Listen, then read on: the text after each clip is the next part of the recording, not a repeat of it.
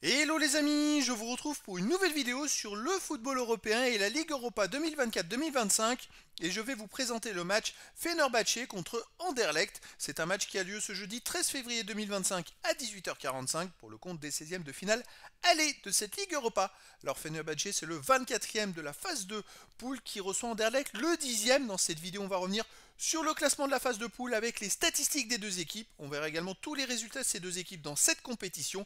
Puis on enchaînera par le classement des meilleurs marqueurs de la Ligue Europa 2024-2025, ainsi que les 10 derniers résultats, toutes compétitions confondues, et les stats de Fenerbahçe et d'Anderlecht. Et on terminera par les compositions d'équipes et tactiques éventuelles, ce qui nous permettra d'avoir une idée et une tendance à cette rencontre. Alors donc en phase de poule, je rappelle que c'était une poule avec 36 équipes et 8 journées.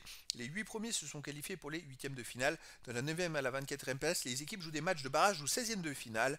Et donc, le 9e, 10e affrontait donc 24e ou 23e par tirage au sort.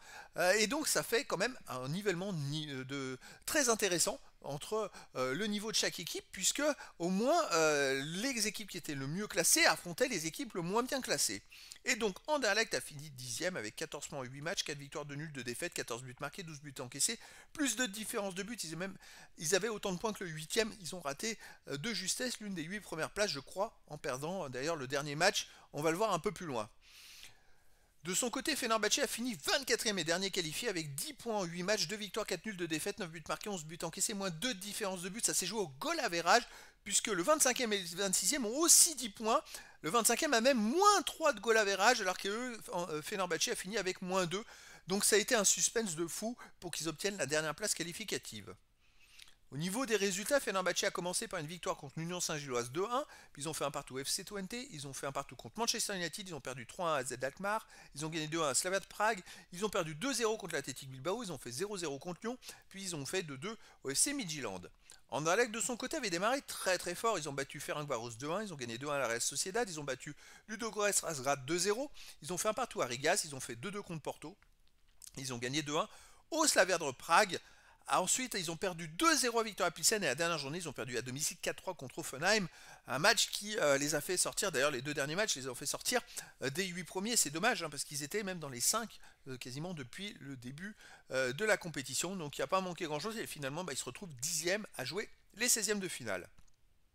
Au niveau des buteurs, pour Fenerbahçe, il y a le 7e meilleur marqueur ex aequo qui est En-Nesyri avec 4 buts en 8 matchs. Et il n'y a pas d'autres joueurs des deux équipes dans les 18 premiers du classement pour l'instant.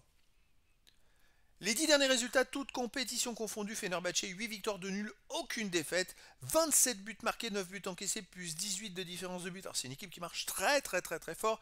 Il reste même sur 3 victoires d'affilée, toutes compétitions confondues. À domicile, il reste sur un 5-0 contre Erzurumspor.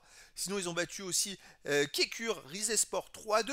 Ils ont battu Göztepe 3-2. Ils ont fait 0-0 contre Lyon. Et ils ont battu Hatayspor 2 buts à 1. Donc c'est une équipe qui est capable de marquer beaucoup de buts, on va le voir d'ailleurs dans la compo d'équipe, et qui est capable de jouer contre n'importe qui. Attention, hein. Anderlecht de son côté, sur les 10 derniers matchs, 5 victoires nuls, 4 défaites, 15 buts marqués, 13 buts encaissés, plus 2 de différence de but. Anderlecht a un peu plus de mal, c'est vrai qu'il reste sur une victoire 2-0, mais les 3 matchs d'avant, il y avait 2 défaites et un nul. À l'extérieur, il reste sur un nul 2-2 à Antwerp, une défaite 1-0 à la Gantoise. Sinon, ils ont perdu 2-0 à Victoria Pilsen, ils ont gagné 2-0 à Courtrai, et ils ont gagné 1-0 à Wilrijk. Mais voilà, des résultats un peu mitigés en ce moment, ça alterne le bon et le moins bon. Donc on va voir, après là c'est un match à enjeu. Et attention, c'est le match aller, il y aura un match retour. Donc pour moi, je pense que Fenerbahçe est plus fort et je verrais bien une victoire de Fenerbahçe. Mais pourquoi pas avec beaucoup de buts, genre 1-3-2. Mais après dans le foot, tout est possible. Au niveau des compositions d'équipe et tactiques pour Fenerbahçe, on aurait du 3-4-1-2 avec gardien Egribaya, défense Skriniar, JQ, Axisek, milieu terrain OCI Samuel, Akanyandas, Fred, Simanski, milieu offensif Tadic, attaquant Dzeko et En-Nesyri. Donc voilà, Tadic, Dzeko, En-Nesyri, c'est quand même une attaque de feu. Anderlecht de son côté va jouer a priori en 4-1-4-1, gardien Kuzmans, défense Sardella, Adrielson et Augustinsson, milieu de terrain défensif Den Donker, milieu offensif Elie Hazard, Stroikens, Vercheron et Huerta, attaquant Dolberg. Donc voilà les amis, le décor est planté entre ces deux équipes et donc je vous donne rendez-vous ce jeudi 13 février 2025 à 18h45 pour le match de football de 16e de finale aller de la Ligue Europa 2024-2025. Fenerbahçe, le 24e de la phase de poule, reçoit Anderlecht le 10e. Voilà les amis, Je vous dis à très bientôt pour une nouvelle vidéo.